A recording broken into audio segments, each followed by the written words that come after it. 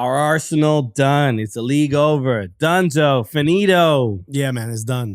There's just no other way to put it, man. 11 points with this many matches left. And obviously a Liverpool that just seems unstoppable at this point. They're playing well in Champions League. They're playing well in Premier League.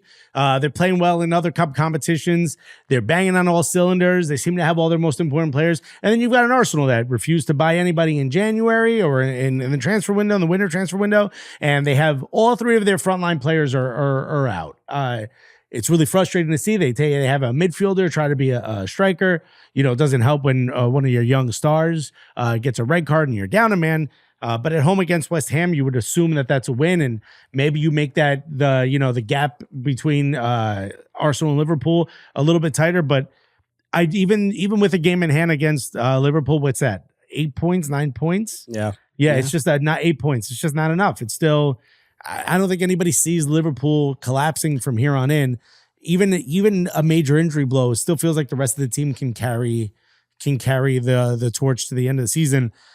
I just don't see any way where Arsenal's going to spring back. And look, I've been critical of Arteta very lightly in the past because I really believe in the plan and I believe in the project. It's a 5-year plan, 5-year project. Well, yeah, this is 5 years. Yeah, I mean, and now's the year to do it. Like this would have been the year, especially with Manchester City, your biggest rival, the team that beat you out for the league 2 years in a row, being in the worst position they've been in. It's in Pep's entire history. I mean, it's a keeping up with whoever is in first place is going to be tough, right? Liverpool are having a spectacular season. Some of their players are just playing so well. I mean, I was looking at the table for obviously this year, last year, Man City first, Arsenal second in 23-24, 22-23, Man City first, Arsenal second. Tell as old as time. pretty close. And 21-22 is when they were in fifth. And so you can't necessarily argue that there hasn't been dramatic improvement. So that's why even you kind of, as an Arsenal fan, voicing your frustration and like, it's like, is it Arteta's fault directly? It's the same mistakes over the last 3 years that have caused Arsenal to not be able to win the league. So against Manchester City, it was they were young and they didn't have a plan B, and Arteta wanted to play a specific style. Okay, they bring in better players. They go out and spend money. They bring in a different goalkeeper. Okay, they spent $100 million on Declan Rice. People were like, hey, we need a striker. He goes out and gets another midfielder. Kai Havertz played well enough to be a striker. So is that going to carry the team forward?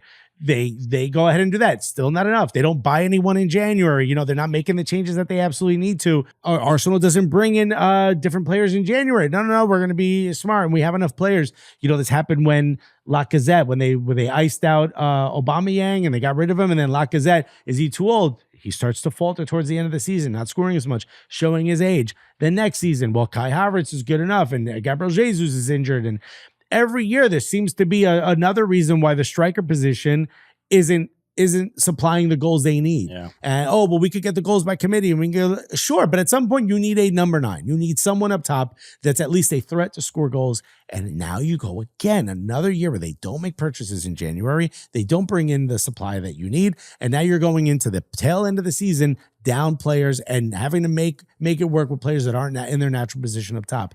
At some point, you have to say, like, okay, this is a failure of the board. And in particular, it's failure of Mikel Arteta to not come up with a different style of play that at least highlights what you do have. Yeah, I mean, the style of play thing is, to me, not as glaring of a problem as the last, like, it's like they don't have a like 3 or not even a 5-year plan. They don't even have like a 2-3 year plan of just like having that foundation of like, hey, if we lose players, hey, this person can step up. Well, that's a lack of depth, I think, is because I think he does have a plan. I think that's a lack of depth. They don't have the capability, or at least they haven't gotten the okay to spend what you need to.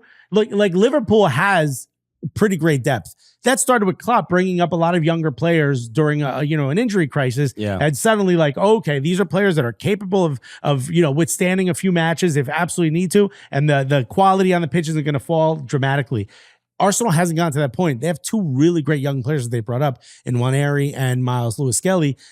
not enough. You need more. You need to show that you have more. And I think Arsenal have that in the academy, but maybe there's a tentativeness in bringing them up and having them play meaningful minutes. Getting rid of players like Emil Smith-Rowe, who are playing really well for Fulham and clearly could have done a job for Arsenal. You go back to 2010, early, maybe it was 2010, 2011. It reminds me of like Arshavin having to play up front because Robin Van Persie's injured and just how badly that looked. And when you think about it harkens back to the same issues we've had over and over again. When Arsenal has like a young player that tends to thrive, but they're like in-betweeners or they can't find an exact position for them, they usually just sell them off. And it's like, this would be a great situation to have you think Nketiah? No, I don't know. After all these injuries, you don't even think... No, I think Nketiah showed you what his level is. And I honestly, this may sound terrible, but I'm fine with Marino versus Nketiah. I don't think Nketiah... Nketiah is at least a pure 9, but I don't know that he brings you... Willock? How's he doing? I'm just saying, but to have nothing where you have to ask a midfielder who has never even played at the position to play striker. Kind of like you're not even thinking about the future or being cautious about what if one of my players gets hurt. I get it. Maybe having Nketiah now, maybe he had moments where he scored towards the end of the season when he was asked to start, and maybe he provides a couple of goals. I just don't see him as being a long-term answer. So I'm almost fine with him being gone. But that doesn't stop Arsenal from bringing in someone who should be the backup. Look at PSV. PSV, that is a minuscule budget compared to Arsenal. Ricardo Pepi, their backup striker, who still supplies a lot of goals for them when he comes in as a sub or starts in place of De Jong.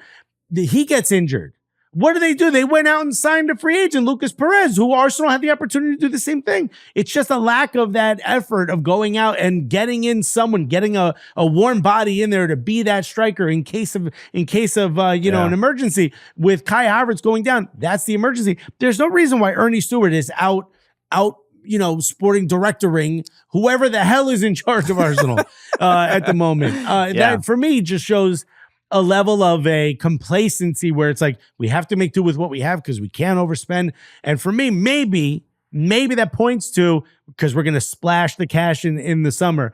I'm not even a big, buy somebody every transfer window. I'm not even big on that. Like, look, I think Arne Slot, look at what he's been able to do with Liverpool. If you were Klopp, under Klopp, Liverpool fans would have said, oh, we need to bring in reinforcement. We need a number 6. We absolutely need a number 6. We don't have a number 6 on the books. That's good enough. And look at what he's been able to do with Gravenberch, which makes me think, okay, Arteta, you get another year of this.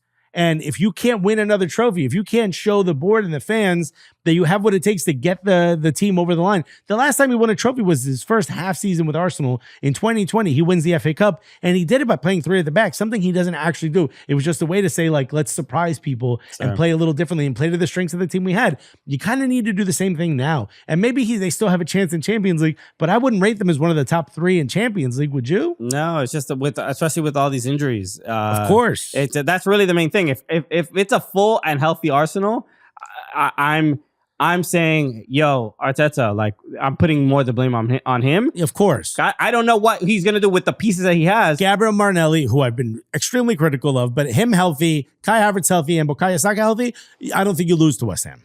Yeah, I agree. Yeah. So just... But it seems like it's over. Yeah. So I think that whatever. In the summer, you bring in Mbappe. You bring in Mbappe. Everything's fine. So sort it out. Yeah. All right, everybody. Shout out to everybody watching on OneFootball. We are the Cooligans. Hit the subscribe button. If you want to subscribe, the link is in the description right over here. Head over to our channel as well if you want to see some more stuff like this. Trying to install some reason into psychotic Arsenal fans. That's what I'm here for. It's not gonna happen. All right. We'll see you over there. Peace.